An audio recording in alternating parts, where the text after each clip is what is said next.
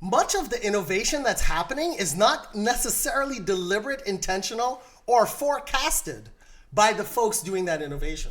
So this is a very powerful step because it produced an innovation that created an accidental insight that put us on rails to end up where we are today with ChatGPT. This was really I would argue that this moment was the start of the unstoppable journey toward ChatGPT in 2012. Why is that, right?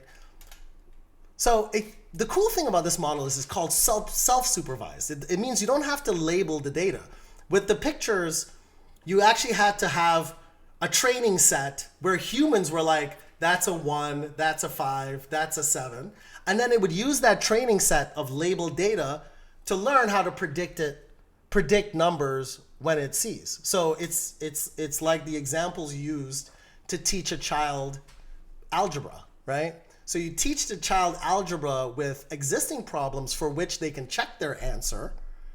That's the training set. And then once the kid learns algebra, then they can solve new problems they haven't seen before because they understand how to solve it by checking their answer to learn, right? That's a training set. Now here, the training set is the text itself. So you can give this model Wikipedia and it'll look at every sequence of, say, 3 words, like in this example, and then learn to predict the missing word. It's intrinsically labeled, you can think of it. So that's important. That's important. It means if you have a lot of such data, these models can learn, have a lot of data to use to learn without humans training it. That's one nice, important feature of this model. The other reason that this started this unstoppable train was because there was a happy accident.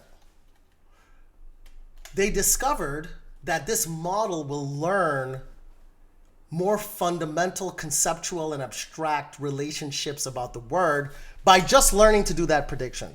You could leverage this model once trained, once it reads Wikipedia, it learns more, it learns to do more than the task you gave it. It learns to do more than predict the missing word. That was in the other one. And that one was an accident. And I think I have this slide next. But what does that mean? What does that mean? It turns out that that hidden layer of this model will allow you to create, you can use the numbers, the weights that were learned to create something called an embedding. Fancy way to say a multidimensional point in space, right? It's a vector. So you can create a vector representation of words. And the nice thing about vectors is you can do math with vectors, right? You can think about a 3-dimensional point in space, a Cartesian coordinate, right? Reduced to a vector, but n-dimensional. Beyond that, let's say you have 5 12-dimensional points in space. Well, you can add, subtract, divide, and do interesting things with points. And what was discovered is after we had those embedded representations of words, we could do crazy math. The model must have learned something meaningful by reading Wikipedia, which is if you subtract the vector for king, you subtract the vector for man from the vector for king, and then you add the vector for woman, the model would give you a vector for queen, right?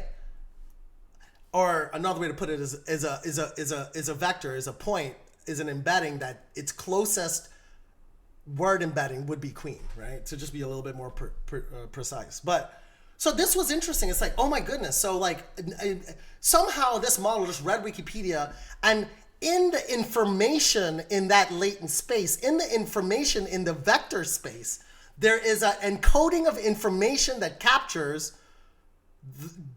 the notion of gender.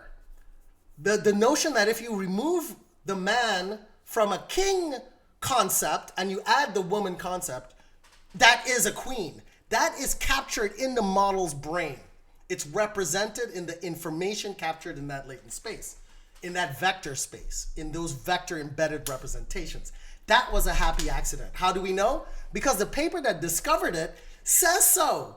And this is one of the most important things about AI research that a lot of folks don't fully understand, that should really strive to understand.